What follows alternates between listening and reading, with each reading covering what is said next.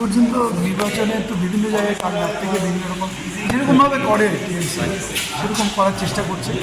তবে আমরাও লেগে আছি, আমরাও ইলেকশন কমিশনকে বিভিন্ন বিচ্ছিন্ন বিভিন্ন ঘটনা যেগুলো হচ্ছে সেগুলোকে আমরা ইলেকশন কমিশনের নজরে আনছি এবং সিএপিএফের নজরে আনছি, যেখানে যেরকম দরকার সেরকম আমরা করছি। ডাবগ্রাম ফুলবাড়িতে একটা অফিস রাত প্রায় 2:30টার দিকে এই ঘটনাটা ঘটেছে এবং তারা পুড়িয়ে দিয়েছে।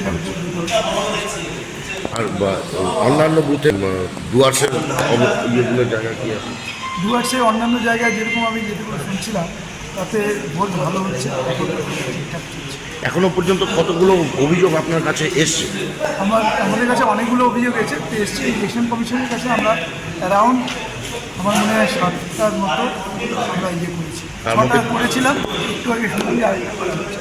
কি তার মধ্যে কি কি রয়েছে? যেমন ওই যে পুড়িয়ে দেওয়া, বাইক বাহিনীর অত্যাচার এবং তারা আমাদের কিছু লোককে আহত করে, বাড়ি ভাঙচুর করে।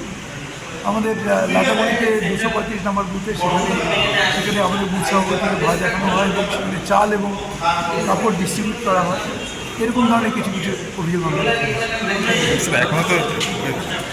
আমরা এখনো টিএমসি প্রচার করে যাচ্ছে, এখনো ওরা প্রচার করছে না, মানুষকে ভয় দেখাচ্ছে, কারণ মানুষকে ভোট দিতে চায় না। এবং এমনও অভিযোগ আসছে আমার কাছে, রাস্তা ব্লক করে তারা এটা কোন ধরনের নন, সুতরাং এরা এইভাবে ভোটারকে ইনফ্লুয়েন্স করা। এমনকি আমি দেখেছি, আমি যেটা রিপোর্ট আসছে আমার কাছে সেটা হচ্ছে বিএলও সেখানে একটা বুথের মধ্যে বারবার করছে এবং ভোটারদের ইনফ্লুয়েন্স করার চেষ্টা করছে।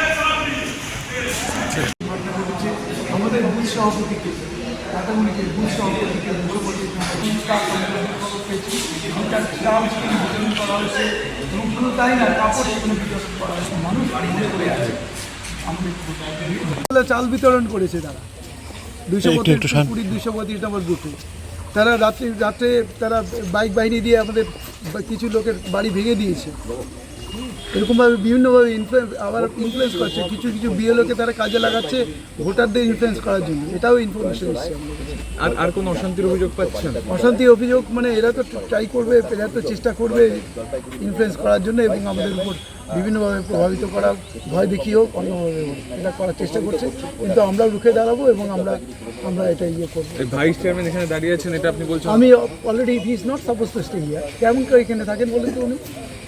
ওনার পারমিশন আছে? উনি কোন ভোটের কাজে এসেছেন এখানে? আপনি কি নির্বাচন কমিশনে জানিয়েছেন? অলরেডি আমি যেখানে জানানো সেখানে জানিয়ে দিয়েছি। জয়ন্ত রায় তিনি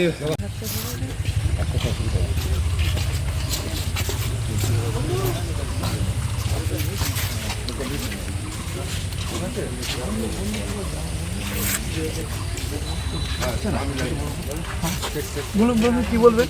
জয়ন্তবাবু, সকাল থেকে আপনি দেখলাম প্রথমে পার্টি অফিসে গেছিলেন, তারপর এখানে এলেন, কি বুঝছেন ভোটের হাওয়া কেমন?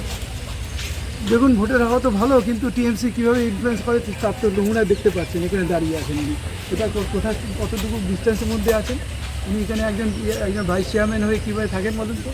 আমি অলরেডি জিনিসটা উপরে জানিয়েছি। জয়ন্তবাবু, আপনাদের ডাবগ্রাম ফুলবাড়িতে তো বুথ অফিস পুড়িয়ে দেওয়া হয়েছে। শুধু বুথ আর উনি তো অভিযোগ করবেন, কারণ দুর্বলের অভিযোগ করে, সবলরা কখনো অভিযোগ করে না। এই গণতন্ত্রের এই মহান উৎসবে আমরা যারা তৃণমূল কংগ্রেস করি তারা মানুষকে সাথে নিয়ে এই মহৎ উৎসবে দেখতে পাচ্ছি কি সুন্দর সাজানো, শান্তিপূর্ণ।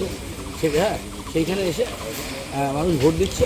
আর জয়ন্ত রায়কে প্রাক্তন করেই ছাড়বো।